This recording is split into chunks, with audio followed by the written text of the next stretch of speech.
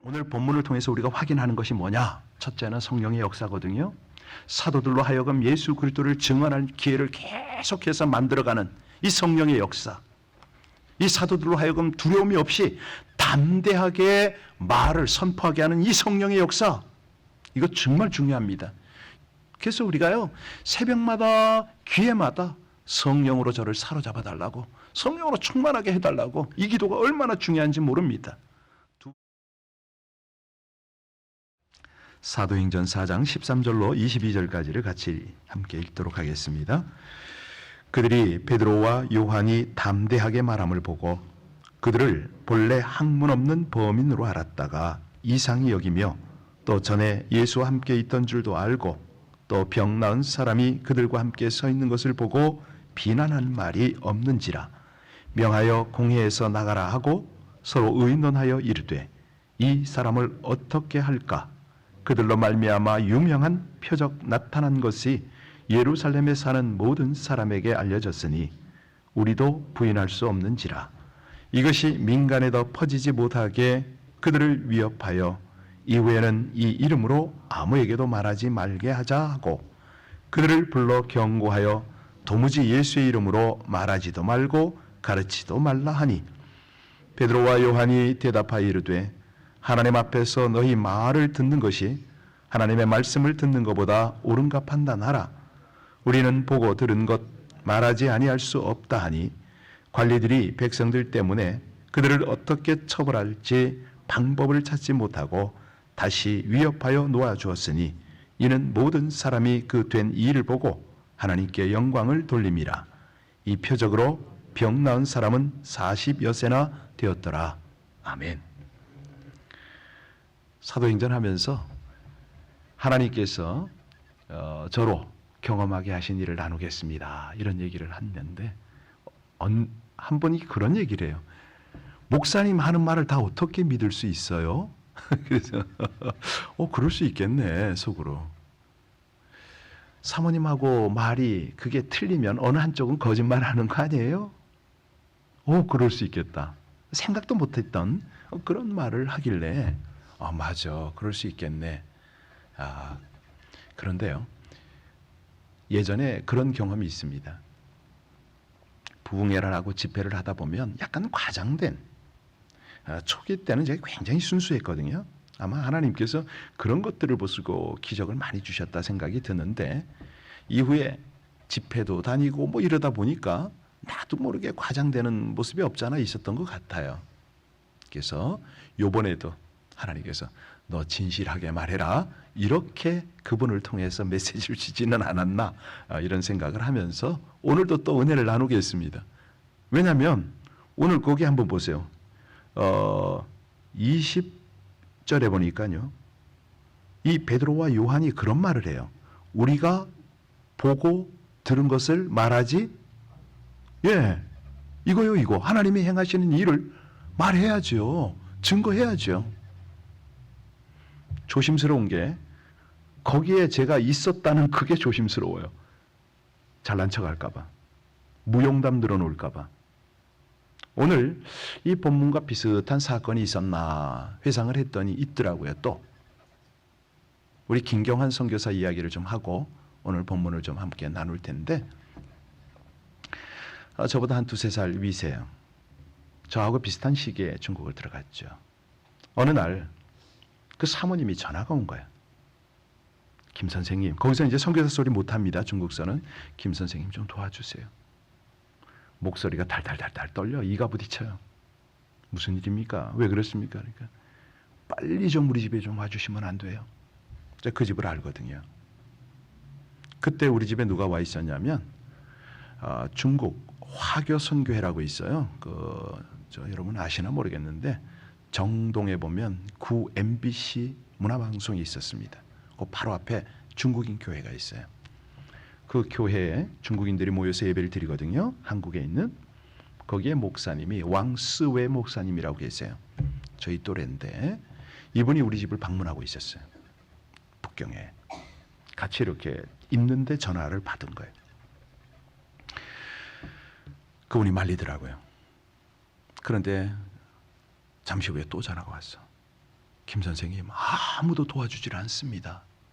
이거 어떻게 하면 좋아요? 안 되겠더라고요. 불이 나게 이 북경 남쪽에서 북쪽 대학가 쪽으로 열심히 갔습니다.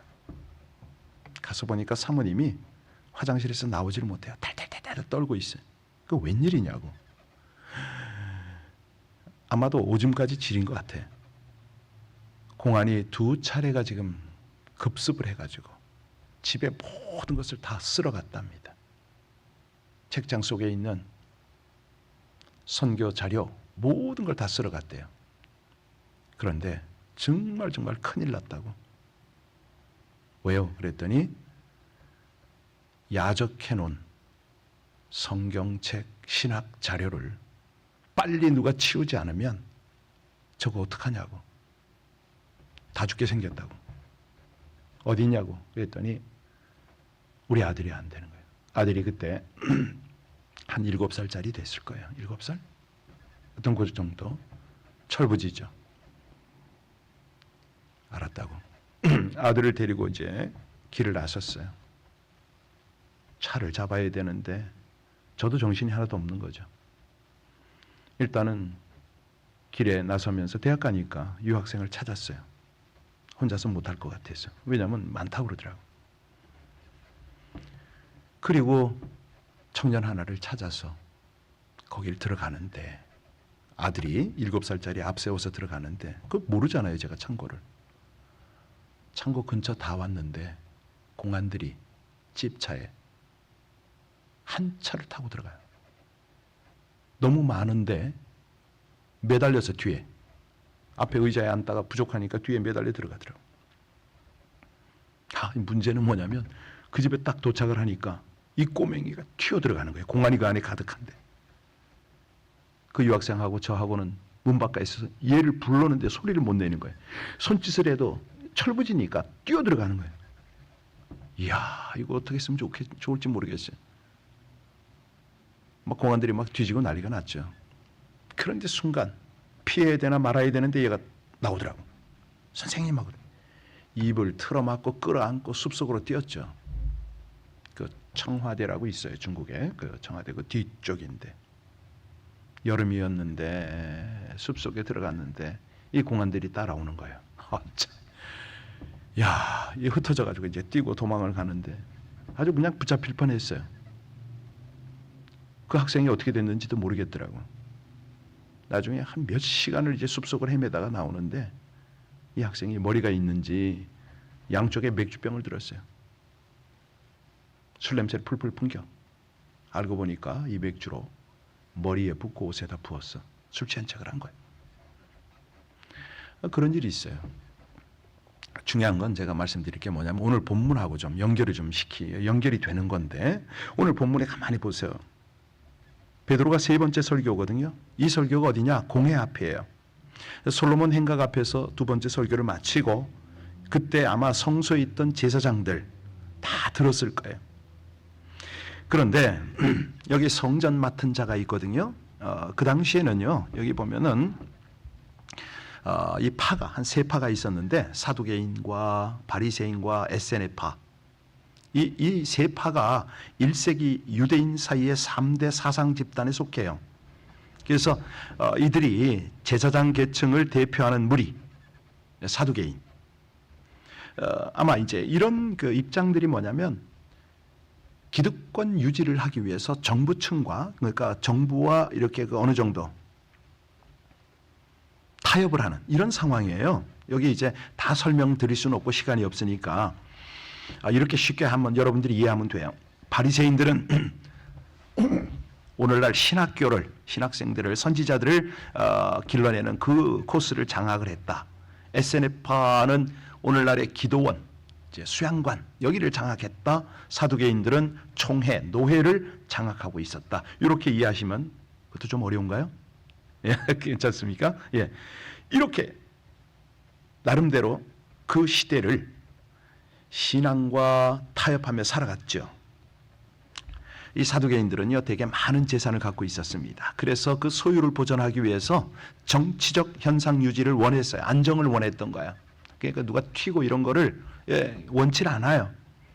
이런 상황에서 사도들이 백성들에게 이 말을 전하고 있었단 말이에요. 그러니까 이 제사장과 성전 맡은 자 사두개인들이 여기에 이르렀다. 왜 갔죠? 밀란을 잠재워야 되잖아요. 자기들이 그동안 주장했던 교리라든가 뭐 이런 것들에 대한 합리화를 해야 되잖아요. 자기들의 그 기득권 교리 때문에 예수를 죽였는데, 아니 느닷없이 그 정도 핍박이면 다 사라질 줄 알았더니 제자들이 나타나서 자기들의 어떤 논리나 모든 것들 뒤집어 엎어버리네. 아니 간신히 정치적으로 이제 안돈을 했다라고 생각을 했는데 이게 밀란이 일어날 정도니까. 아니 사두개인들은 그랬거든요. 예수 안에서 누구나 부활할 수 있다고 말했다. 아 이게 견딜 수가 없는 거예요. 예. 예수 한 사람이 죽었다가 다시 살아났다. 이것도 문제인데 그냥 그건 뭐 무시할 수도 있었을 거예요. 그런데 지금 이들이 와서 떠드는 게 뭐예요? 다 예수만 믿어라. 다 부활한다. 이래 버리니까 이게 견딜 수가 없는 거예요. 자, 오늘 이런저런 배경들을 다 이제 아셨으니까 그래서 이제 요한을 붙잡았잖아요. 베드로를 붙잡았어요. 왜? 성전 영내의 질서 유지, 체포 명령권을 가지고 있던 성전 맡은 자가 자기 소임을 다 한 거예요. 그래서 여기 베드로가요, 요한이 오후 3시에 기도하러 성전에 올라갔잖아요. 그때 성전 미문에서 뭐 했죠? 그렇죠. 나면서부터 안전뱅이를 잡아 일으켰잖아요. 그런데 이들이 어느 시간에 붙잡혔는지 아세요? 저녁 늦게 붙잡혔어요. 날이 저물었을 때. 그러니까 그 안에서 몇 시간 동안에 예수를 증언한 거죠. 이튿날 관리들과 장로들과 서기관들이 예루살렘에 모여서 대제사장의 문중이 다 같이 이들을 신문하는 공회가 소집이 되었다. 이게 이제 어제 우리가 읽었던 쭉 내용들입니다. 그래가지고 그 12절에 보면 그가 신문을 하니까 누가 누구의 능력으로 이런 일을 행하였느냐 그랬더니 베드로가 성령 충만해서 어제 대답을 했잖아요. 뭐 아닌 것처럼 그러세요? 저 혼자만 열받나요? 8절부터 12절까지가 그 내용이에요. 우리 성경 가지고 계시면 오늘 파워포인트는 안 뜨니까 다시 한번 읽을까요? 같이 읽습니다. 이에 베드로가 성령이 충만하여 이르되 백성의 관리들과 장로들아, 만일 병자에게 행한 착한 일에 대하여 이 사람이 어떻게 구원을 받았느냐고 오늘 우리에게 질문을 한다면 너희와 모든 이스라엘 백성들은 알라. 너희가 십자가에 못 박고 하나님이 죽은 자 가운데서 살리신 나사렛 예수 그리스도의 이름으로 이 사람이 건강하게 되어 너희 앞에 섰느니라.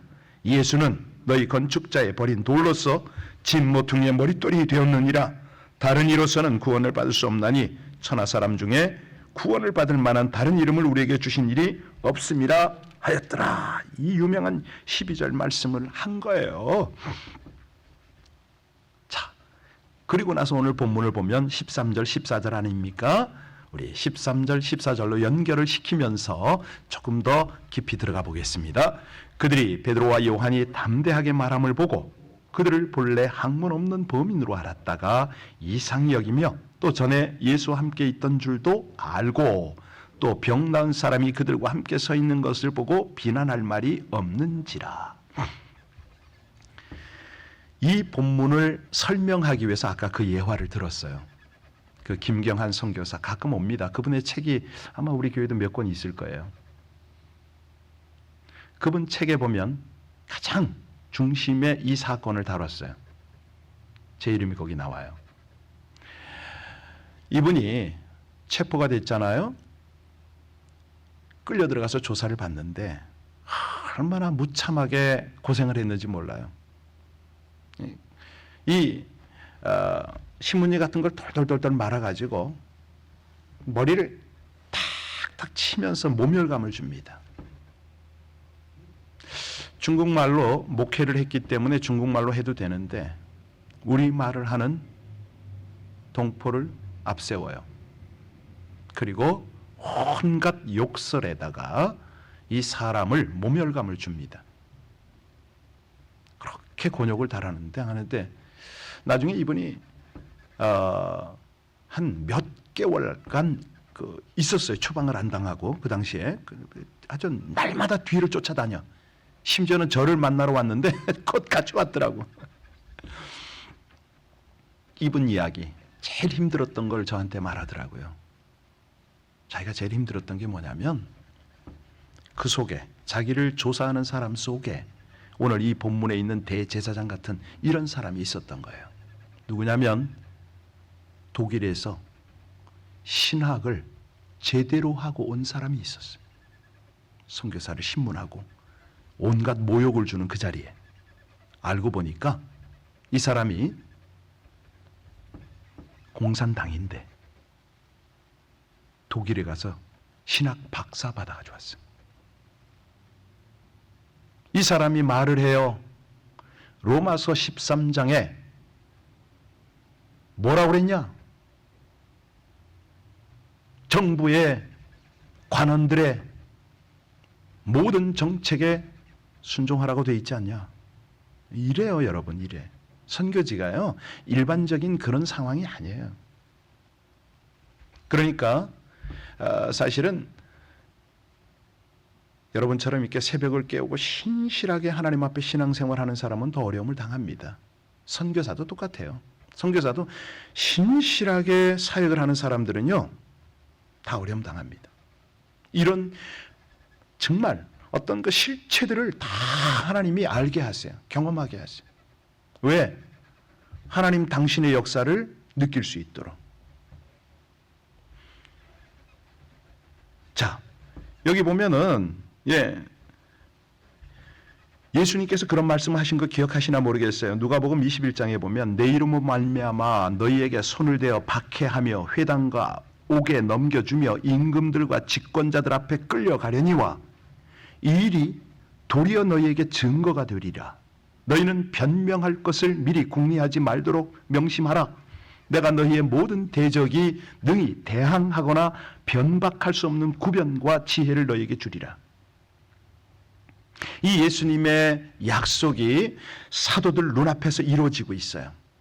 기가 막힌 장면이 연출이 되는 거죠. 그러니까요, 여러분들 신앙생활하고 마지막 우리 인생길을 가면서 이런 어려움이 있으면 피하지 마세요.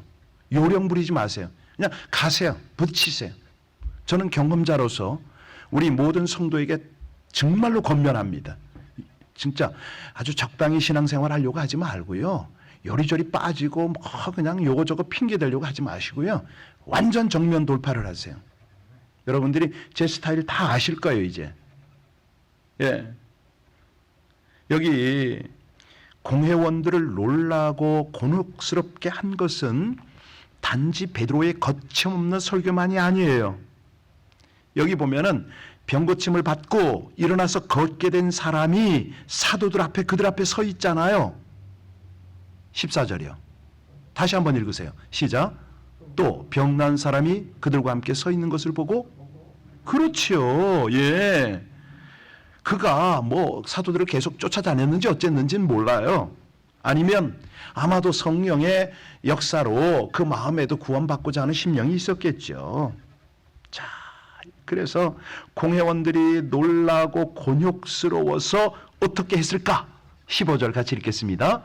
명하여 공회에서 나가라 하고 서로 그러니까 이제 이 증거를 이거 어떻게 할 수가 없잖아요. 기도 안 찹니다. 이게 현실이에요. 이게 뭐 선교지뿐만 아니라 모든 곳이에요. 다 이런 일이 벌어집니다. 조금 더 깊이 있게 이게 신학적으로 접근할 수가 있겠는데 오늘 그렇게 하고 싶진 않아요. 물론 이제 자유주의 비평가들 가운데 이 공회원들끼리 모이는 비공개 석상에서 일어난 일을 사도행전의 저자 누가가 어떻게 할 수 있었겠느냐 뭐 이러면서 빈정거리는 사람이 있어요. 안 믿으려고 그래. 아니에요. 하나님이 행하신 일들은요 놀랍습니다. 그 김경환 선교사의 그 나중이 좀 궁금하지 않으세요? 몇 년 전입니다. 연락이 왔어요. 김경환 선교사가 이제 중국에서 추방이 돼서 다시는 못 들어가는데 여기 이제 그 아케디아 쪽에 와서 중국인 교회를 개척을 한 적이 있거든요. 사모하고 가끔 교제하고 그랬었는데 어느 날 연락이 왔어. 김 목사님, 우리 아들이 목사 안수를 받습니다. 올해요. 바로 이 옆에 갔었는데 마침 우리 교단에서 안수를 받더라고요. 이 친구가 왜 안수를 받나 했더니 군목으로 가려고. 미국 군목으로. 오랜만에 이 친구 이름이 동민이에요. 제가 어떻게 걔 이름 잊겠습니까? 동민아, 오래간만이다. 제가 안수위원으로 갔으니까. 근데 이 친구가 저를 잘 몰라. 더 기가 막힌 건 그 어린 시절의 기억이 하나도 없어. 나 참. 제가 자세히 설명해 줬어요. 그때 이러이러한 일이 있었어. 네가 그 공안들 속으로 튀어들어가서 내가 얼마나 놀랐는지 아니? 너를 끌어안고 내가 숲속으로 들어가서 모기에 엄청 물리기도 하고.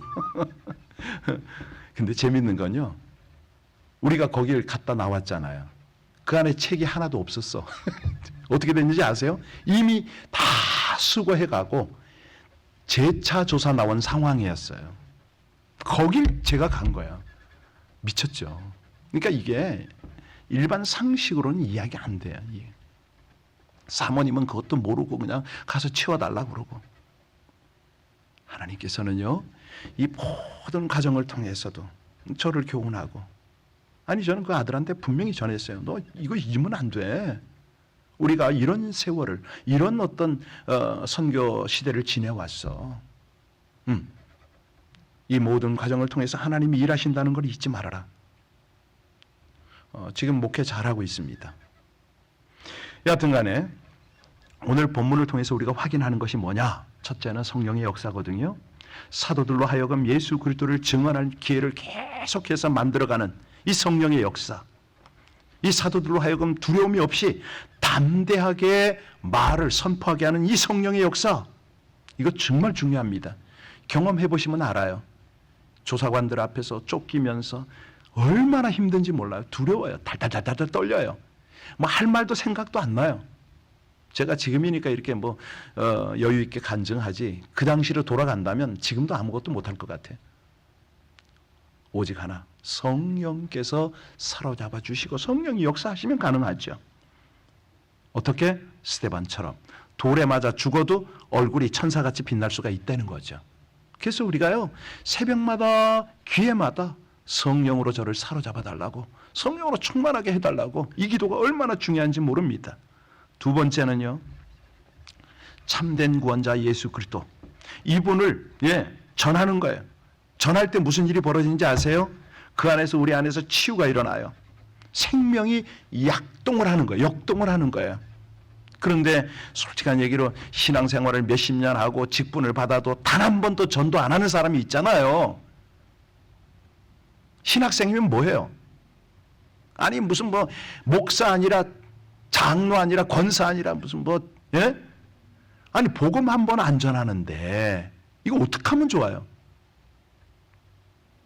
그래서 사실 죄송한 이야기지만 우리가요, 예수를 전해야 우리 안에 그 생명이 역동을 하잖아요.